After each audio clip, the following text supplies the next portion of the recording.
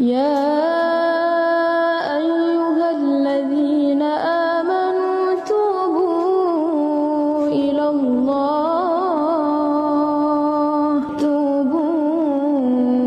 الله توبة نصوحا.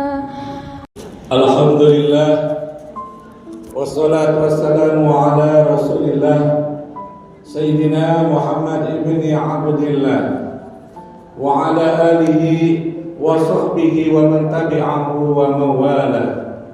Ashhadu an la ilaha illallah wahdahu la syarika lah wa ashhadu anna Sayyidina Muhammadan abduhu wa rasuluh la nabiyya ba'dah.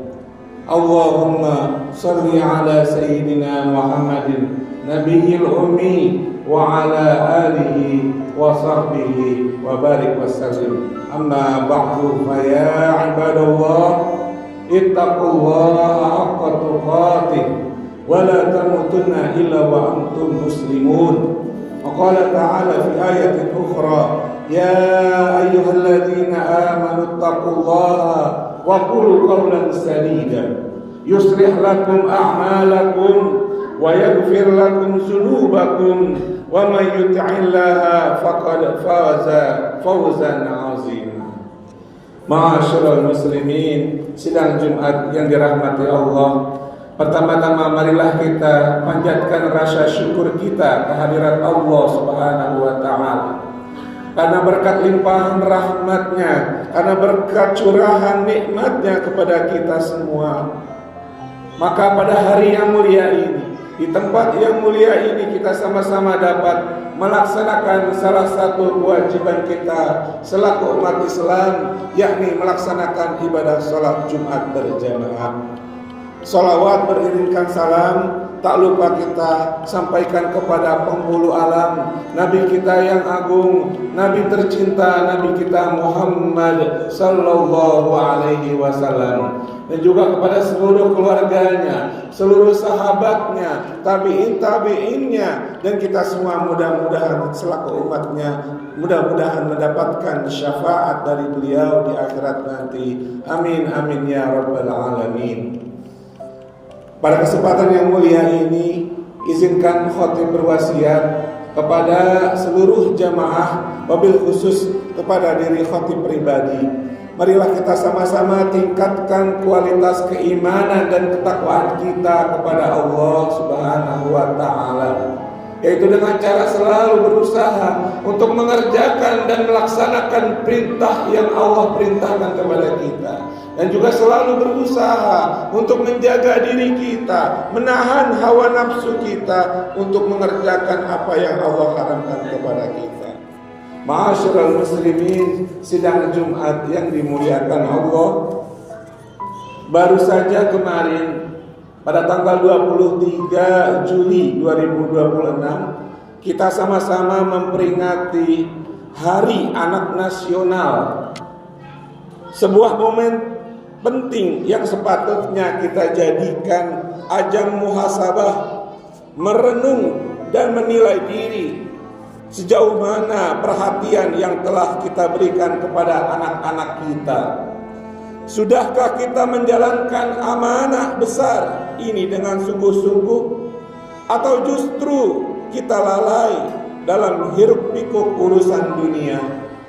Karena Allah Subhanahu wa taala berfirman dalam Al-Qur'an yang berbunyi, A'udzu billahi minasyaitonir rajim. Ya ayyuhallazina amanu qu anfusakum wa ahlikum nar. Wahai orang-orang yang beriman, yang percaya kepada Allah Subhanahu wa taala, jagalah dirimu dan keluargamu dari siksa api neraka. Dari ayat tersebut, maka di antara bentuk salah satu tanggung jawab besar yang Allah titipkan kepada kita adalah keluarga, khususnya anak-anak. Imam Al-Qurtubi dalam tafsirnya Al-Jami' li Ahkamil Quran pernah menjelaskan bahwa menjaga keluarga dari api neraka bermakna mendidik mereka dengan ilmu agama, membimbing mereka kepada akhlak yang baik, serta menjauhkan mereka dari jalan-jalan kesesatan. Anak bukan sekedar pelengkap kebahagiaan dunia, melainkan amanah yang akan dimintai kita semua pertanggungjawabannya oleh Allah Subhanahu wa taala di akhirat nanti. Maka Rasulullah sallallahu alaihi wasallam memberikan perhatian yang luar biasa kepada anak-anak. Maka dalam banyak riwayat Rasulullah sallallahu alaihi wasallam mencium, menggendong, memeluk dan mendoakan anak-anak Rasulullah dengan penuh rasa kasih sayang. Maka dalam sebuah hadis yang diriwayatkan oleh Abu Dawud, beliau bersabda, "Innallaha sa'ilun kulla ra'in ammastar'ahu ahafizu dzalika am dayya'a." Yang artinya bahwa sesungguhnya Allah akan meminta pertanggungjawaban dari setiap pemimpin atas apa yang ia pimpin. Maka Allah akan bertanya di akhirat nanti, apakah ia menjaganya saat di dunia tadi, dan atau ia justru malah melantarkannya. Hadis riwayat Abu Dawud. Imam Al-Ghazali dalam kitabnya yang bernama Ihya Ulumuddin, beliau juga telah menjelaskan bahwa pendidikan harus dimulai sejak dini. Anak kecil adalah jiwa suci yang siap menerima segala hal, baik yang bagus maupun yang buruk, tergantung yang akan ditanamkan kepadanya. Maka Al-Imam Al-Ghazali beliau menulis dalam kitabnya yang berbunyi, "Litifli amanatun inda walidayhi wa qalbuhu tahiru jauharatun nafisatun khaliyatun min kulli naqshin wa suratin wa huwa qabilun likulli ma nukisha wa ma ilaihi." Yang artinya bahwa anak kecil adalah amanah yang berada di tangan kedua orang tuanya. Hatinya suci, bersih, bagaikan permata yang sangat berharga, kosong dari segala ukiran dan gambaran hal-hal yang buruk. Maka ia akan siap menerima apapun yang akan ditanam dan apa yang akan diberikan oleh kedua orang tuanya. Hadirin sidang Jumat yang dirahmati Allah, ingatkah kita semua akan kisah seorang ayah yang akhirnya menghasilkan seorang anak yang soleh, yang mana anak itu pada umur 7 tahun sudah mampu menghafal Al-Quran. Setiap lewat pasar ia tutup kupingnya karena ia takut akan omongan-omongan orang-orang yang ada di pasar akan ia hafal. Imam itu menjadi imam besar, imam fikih mazhab, terutama di negara kita Indonesia, yang dikenal dengan namanya Imam Syafi'i. Imam Syafi'i begitu alimnya, sampai ketika beliau ingin belajar ke gurunya Imam Malik, beliau menghafal karya Imam Malik terlebih dahulu yang bernama Kitab Muwatta, yang isinya adalah seluruh hadis-hadis Nabi. Begitu hebatnya dan agungnya Imam Syafi'i rahimahullah. Dan di balik itu ternyata ada sosok ayah dan orang tua yang sangat berjasa. Maka pada kisah ini, suatu ketika ayah Imam Syafi'i sedang mengambil wudhu di sungai. Kemudian tiba-tiba ada suatu buah, yakni buah apel saat itu, mengalir menghampiri ayahnya. Kemudian karena saat itu ayahnya sedang lapar, maka tidak sengaja ayahnya memakan buah apel tersebut. Setelah sadar bahwa buah yang ia makan adalah bukan buah miliknya, bukan buah yang hasil ia tanam, maka langsung beristighfar meminta ampun kepada Allah. Dan lalu apa yang ia lakukan, wahai para jamaah? Beliau menelusuri aliran sungai, dari mana buah apel ini berasal. Sampai akhirnya ia menemukan sebuah kebun dan di situ banyak pohon apel. Setelah itu ia menemui pemilik kebun. Kemudian ia menanyakan kepada pemilik kebun, "Wahai pemilik kebun, apakah apel ini milik engkau? Dan aku ingin meminta ridho dan ikhlas dari memakan apel ini." Maka apa jawaban pemilik kebun itu? Tidak akan aku maafkan walaupun sebutir apel, kecuali engkau mau bekerja denganku selama 1 tahun penuh, tapi tanpa digaji, tanpa aku beri upah. Maka apa jawaban ayahnya Imam Syafi'i? "Baik, akan aku laksanakan syarat tersebut." Dan akhirnya berlangsung sampai 1 tahun penuh. Dan pada hari terakhir Imam Syafi'i kembali meminta ridho, meminta ikhlasnya untuk memakan apel tersebut. Apa jawaban pemilik kebun? Tidak aku akan ikhlaskan padamu akan buah makan apel itu, kecuali dengan satu syarat lagi, yaitu untuk menikahi anak perempuanku. Maka kemudian akhirnya untuk mendapatkan ridho dan ikhlasnya pemilik kebun, Imam Syafi'i pun akhirnya menyanggupi untuk menikahi anak gadisnya.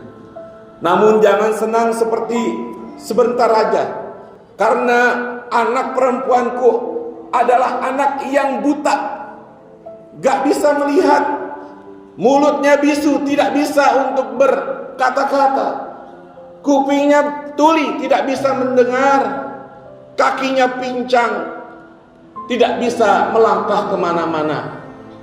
Maka apa jawaban Imam Syafi'i? "Baik, saya siap untuk memenuhi syarat yang kedua ini." Akhirnya dinikahkanlah ayah Imam Syafi'i dengan perempuan tersebut.